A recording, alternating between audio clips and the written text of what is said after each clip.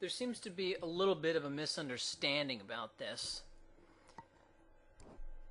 Because I'm getting a lot of comments saying, you couldn't beat him in a debate, and so what you had to do is you had to hijack his account.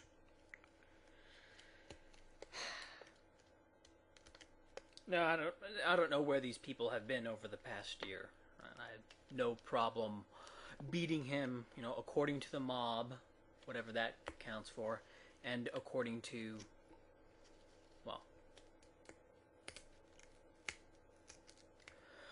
well, you can just think of, like, you know, how many people were. I don't know what metric you would use to say who won a debate. If you want to go by, like, convert two positions, well then, you know, then I clearly won. But like, this is not about any, like I don't give a shit about morality or nihilism or any of that stuff. I don't care about any of that. The reason I talked about that was because it was something I could, you know, because it was something I disagreed with Brain Police on, but I didn't care about it enough to warrant making videos about it. But the reason I did is because I hated BP. Right?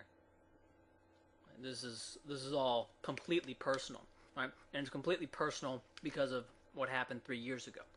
3 years ago, said, I'm an anarchist. And I got on, and, you know, after making my proclamation, I immediately started following around Brain Police. I was a big fan of his videos. Right? I was really, you know, I was, you would say, a follower of him. And I'd follow him around Stickam, and he would talk about things. And you know, we talked and stuff, and I assured him that I was not a white nationalist or trying to advance white nationalism or anything. And as far as I know, he, you know, totally, you know, agreed with me on that. Said, yeah, okay, whatever. I believe you. So many words. Then, like the day I passed him in subscribers on my YouTube account, he made a video saying that I was secretly trying to advance white nationalism. Didn't even talk to me on Stickam. I mean, we were on Stickam all the time, but didn't, you know, talk to me about it on Stickam before coming onto YouTube and making a public pronouncement on it.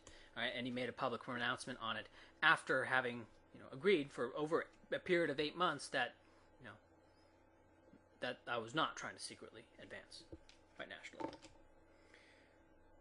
And I'm not. I'm really not. Now, that's what this is about. This is not about ideology, really. It's not really about ideology. There are lots of people who disagree with me way more than Brain Police did. This is completely personal, and you know, and people, you know, they're going to be attacking me about getting, you know, hacking his account. Well, where do you think I got his password? You know, somebody who was close enough to him to know his password, right?